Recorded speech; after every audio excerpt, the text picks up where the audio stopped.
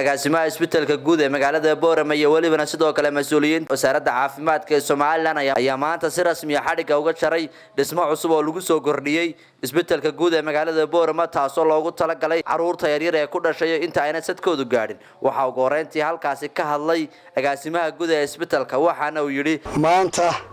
way taariikhdu tahay 16 bisha koowaad 2017 waxaan halkan u fadhiyo taaganahay in xadhiga ka jarno oo aan furno oo aan ku soo kordhino neonatalka ama qaybta caruurta yaryar ee aanu sidkoogu dhanay lagu xanaaneynayo inaan maanta ka furno oo awal ka maqan waxyaabo kama isbaaka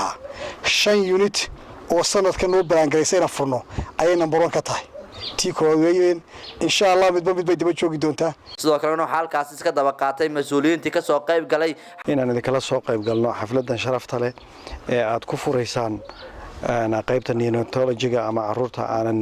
miisaankooda iyo muxuu ahaa wada dhameyn markay dhasheen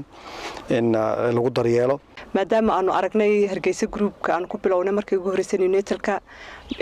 dhimashada caruurta yaryar ee sidkooda aanu dhameyn aad baan maxaan ku raahdaa aan hoos ugu dhignay alxamdulillah ilaahayna uu garab galay ilaahay baa mahad leh inagu simay waxaan in badan soo wadnay run ahaantii furitaanka barnaamijkan maanta aynu joognaa wuxuu ahaa riyadii iyo fulintii agaasimaha isbitaalka Dr. Ismaaciil Xaaji Maxamed Aye in badan buu ku riyoonayay waxaan kala qayb qaadanay si aan u furi lahayn meel kasta waanu marnay runtii qaybta neonatology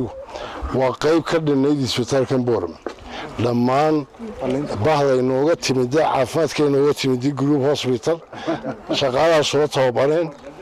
waan u mahadcelinayaa runtii waxaan filayaa dhibaatooyin fara badan oo caruurta ay ku lumi jireen inuu ku badbaadi doono hadduu waqtigiisu ku dhamaado halkeedii in ay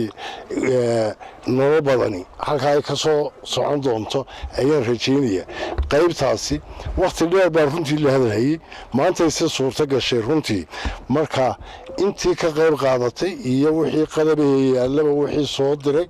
guud ahaan waan wada mahadcelinayaa sidoo kale waxa halkaas ka daba qaatay mas'uuliyiinta kale ka soo qayb galay waxaana yiraahdeen Shucayb Maxamed kan Shucaybiga TV-ga caalamiga ee bulsho magaalada Boorama